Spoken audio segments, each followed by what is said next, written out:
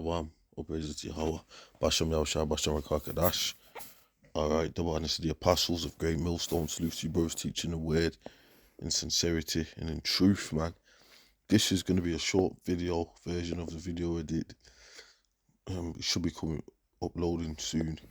But I'm going to go straight to the point. It's going to be a quick video showing you that Revelation 13 is real.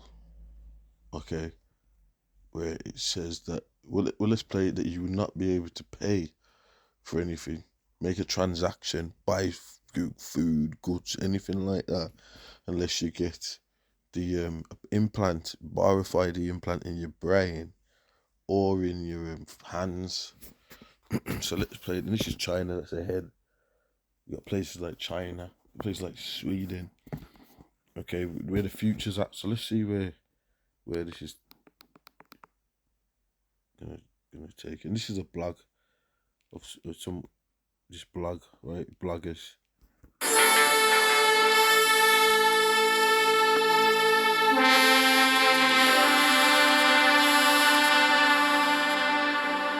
In this video, we are staying in the central CBD area at the Mandarin Oriental in Shenzhen. For full transparency, I was gifted the stay via Instagram, but not... Oh, by the way, if you go earlier, you'll see where they're at. Look, you see. I mean, I've done a longer version, but you know what I mean.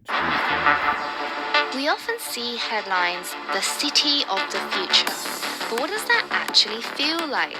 Especially when you learn that everything you're seeing here was just a small fishing village 40 years ago. How does a place transform this fast and still become one of the safest cities on Earth? I came here to understand the human side of the world's most insane glow-up, where taxis do not have a driver and food and drink are dropped from the sky. This is Shenzhen.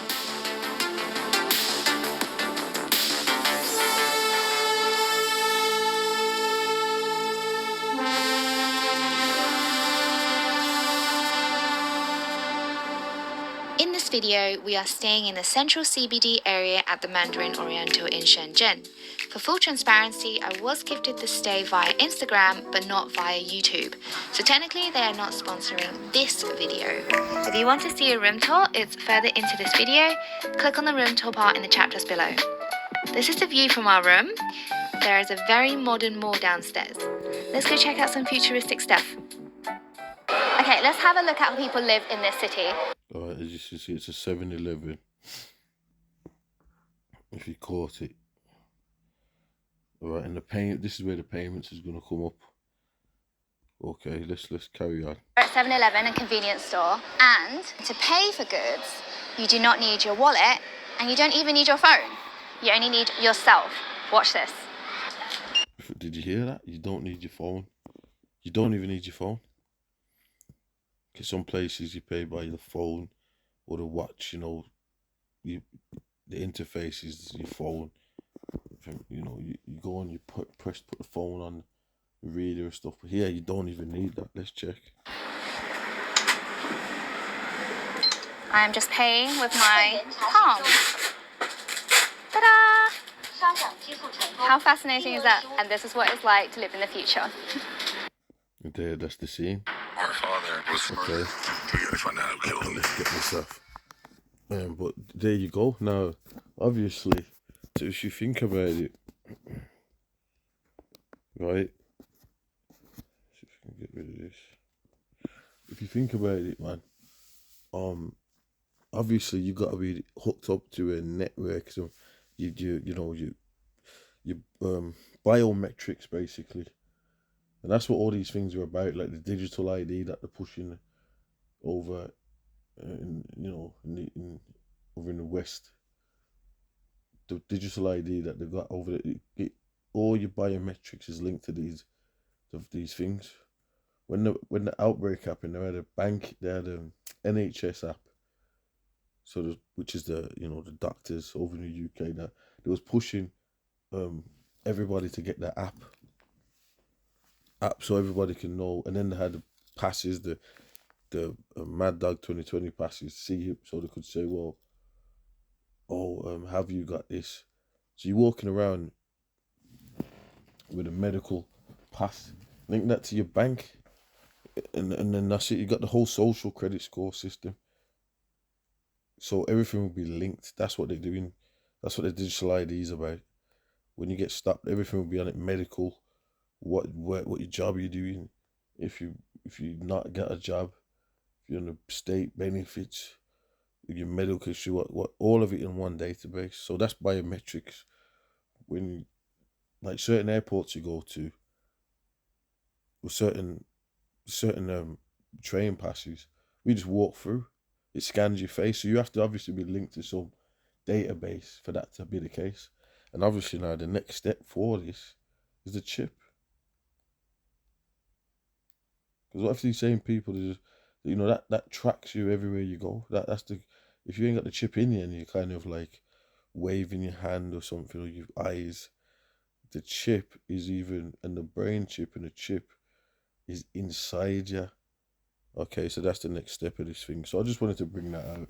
I've got a longer video on this, but I am actually gonna focus on this and the interfaces of like the digital ID,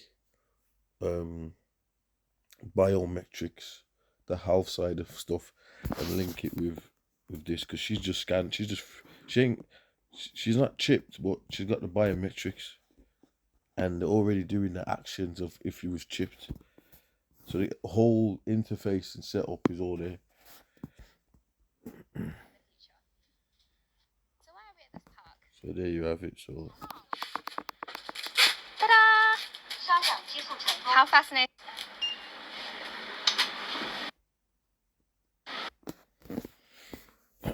there you have it right there. So I should print screen that for the thumbnail. And we read Revelations 30, which you know the scripture, but let's just read it.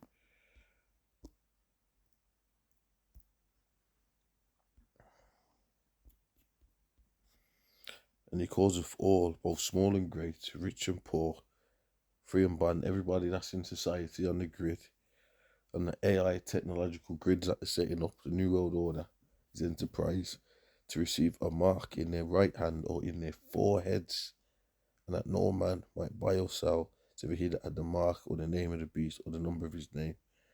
So that's how you're going to be paying for things, scanning your palms, etc.